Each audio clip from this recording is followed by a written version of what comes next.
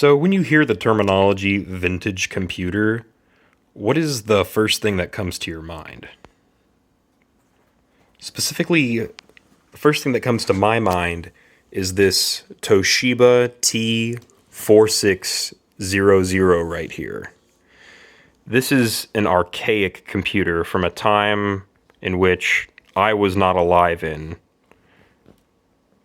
I was born at the end of 1999, which means I am either, the way you look at it, a Zoomer or the end of the millennials.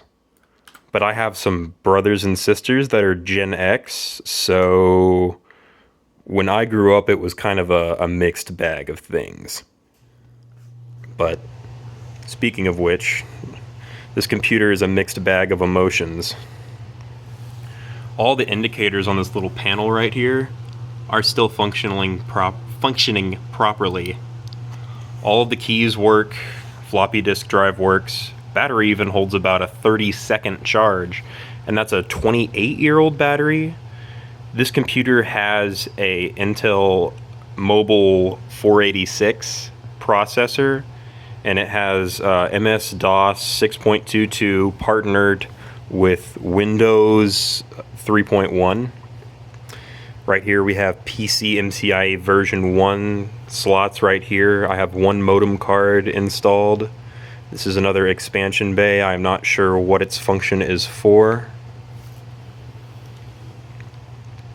The computer has a pretty solid hinge, a little bit of wobble, but I might be able to resolve that. Here in the back we have a serial.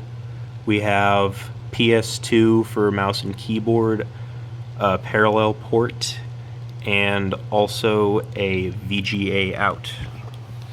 Now, the display on this thing is black and white, but that doesn't really bother me because display technology at this time had already gotten really acquainted to black and white.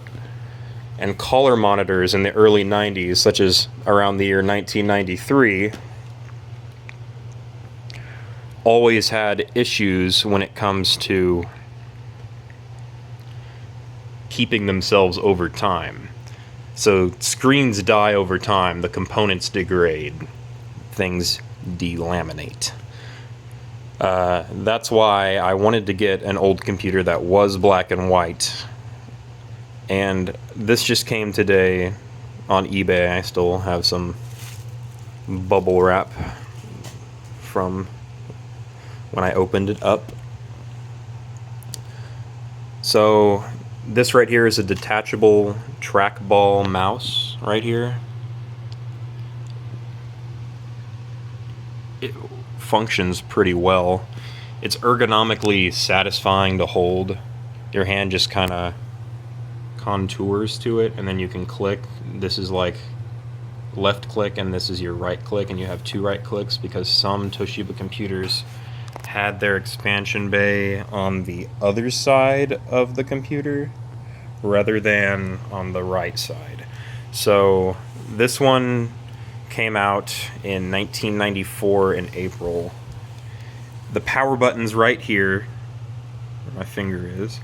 You got a Kensington lock mechanism, and this is a little latch that ejects the battery, but mine broke internally, so the battery is forever stuck in there, and I don't want to pry it open. Given I don't think it's leaked yet and it still holds a bit of a charge, it works well for me because if like the power goes out, I can unplug the computer real quick without losing data. I'm going to use this to write literature. I'm thinking about making a quick series on different types of fungi in Indiana. So if anybody is interested, I would love to go out in the woods while it's still nice outside and collect some different types of specimens. If anybody's interested, leave a comment below and I will try to reply as soon as possible. Alright. So when I first got this computer, it was absolutely filthy. It was covered in gunk. There was a black smudge right here. I couldn't help but taking out some baby oil once I was done cleaning it down with a Mr. Clean Magic eraser and also a sponge with some isopropyl alcohol, I was able to get all of the imperfections, especially off the back and sides of this device. The screen has held up well to time. It looks crisp and it looks clear, and you can see it really well. So if you hit the function key right here and then use these 4 buttons right here, you can adjust the contrast of the screen. And by hitting function right here and then this toggle right here, you can adjust you can invert the colors of the screen. I like to keep it lighter, it's just easier on my eyes, and because this is an LCD, liquid crystal, it doesn't really matter because it's not like a modern day OLED where each individual pixel has a light behind it, which allows for light to go through. This has a panel behind it like a liquid crystal display, which Apple used until the iPhone 12 on all of their devices other than the iPhone X. So 8s, 7s, 6, and before, all that jazz. The keyboard is really nice. It feels rubber dome, but for old gaming it's perfect because it has a modern day normal control for left, right, up, down for WASD, and it has 12 megabytes of RAM, a 120 megabyte Toshiba hard drive. That sounds really healthy, by the way. It's not ticking really loud. This thing was used for Century 21. If we hop on it right now really quick, I can bring up the folder that let me know that. It also had some poetry on it. We'll get back to that in a minute, though. Here's the basic Windows 3.1 screen that you'll be looking at. So when using an old Windows computer like this, it's best to move slow, and especially when opening and closing the hinge, because things degrade over time, and some ribbon cables in some computers can crack over time, especially once the plastics that they're made out of start to degrade, and they can become brittle and crack. Same with rubber components.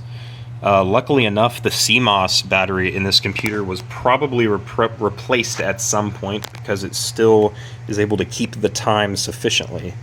And there's functions that are somewhere in the settings that I can use to have time permanently displayed there. So in theory, since the battery can hold 30 seconds or so of a charge, that's about equivalent to what a watch could hold in voltage. I mean, maybe I could get the display going all the time and make it like a wall ornament. No, it's stupid. No, scratch that idea. But yeah, this right here is removable. But, oh no, you left your trackball at home.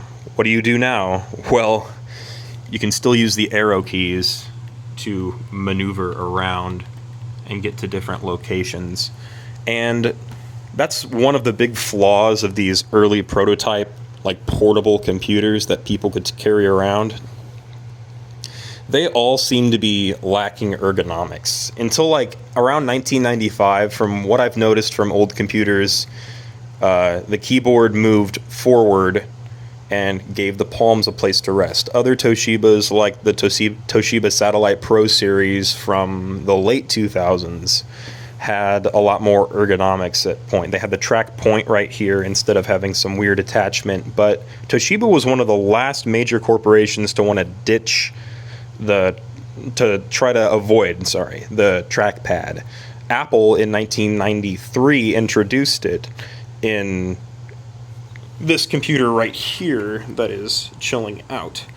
And that is a PowerBook 500 series, and those are really interesting too. We'll get to that one in a different video though. As for now, I'm going to plug back in the trackball, which I can show all of you how it's done. There are these pins that are on the trackball right here, and if you look inside right there, you have matching connectors, and all you have to do is, with a little force, shove it in, and then just wait a second or two and you can use it. Now that's really interesting to me, because a lot of computers from around this generation of technology do not allow for like plug and play features, but because this is an official Toshiba Trackball right here, it allows me to have a good, it's a good couple to this computer, because otherwise I'd have to have an external mouse, but you can't really use it without this. And on the listing on eBay I paid, this computer was $100 exactly after shipping, and this was $69, and I got it new, like lightly used. It's a pretty, it feels like it hasn't been used, and that's about all I can say. But this has a bunch of games I haven't heard of, such as Ski and Rodent. Rodent won't open for some reason, but all the other games will. We also have what we see on our main page, which comes up when the computer boots, and we have Word and Excel versions like 1.6 and stuff. This thing was connected to the internet a lot. It has modem functions and a good file manager. It has all the amenities of Windows 3.1 that anyone could ever want, including an online manual to using terminal services. I find that very strange as well. So if we go to that right here, it'll pop up a document.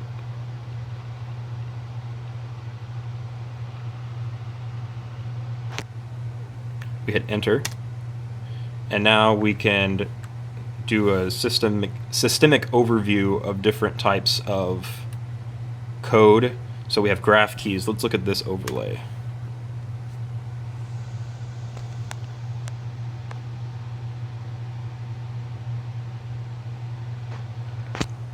You hit escape, escape, escape, and then F10 twice to quit.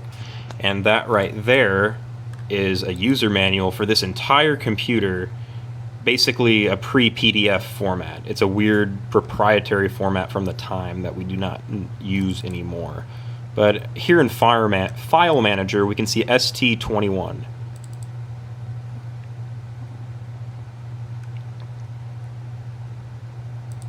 And if we launch st21.exe, this is what we see.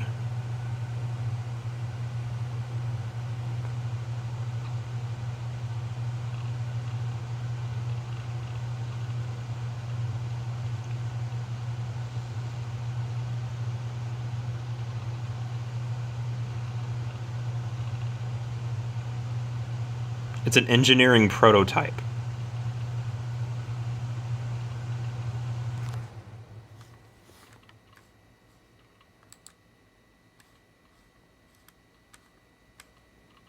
This must be the company that whoever this person worked for. I'm sure that it's probably out of business or changed names or something of that veracity. But patience is key with these computers too. If you don't have patience, you can't get nowhere. Turning a computer on every once in a while is always really good for its hard drive. Just like a car, you have to keep a computer on and running to keep it functional. It's good to keep your computer battery between 80% and 30%, because batteries, when they get to 100%, it strains the battery because it's constantly discharging and charging a little bit, and that puts wear on the battery. The more electrons have to flow through the semiconductive membrane that allows them to move from one part of the battery to the other part of the battery. So we are stuck with computers like this who don't have lithium-ion batteries, who have nickel-cadmium batteries, and those batteries are more akin to the type of battery that you have in your car. And as you can see, the battery here is at 100%. And if I just decide to turn this computer around and, everybody watching, unplug it, it still holds a charge and gives about 10 minutes. Hey, thanks for checking out this computer. Thank you.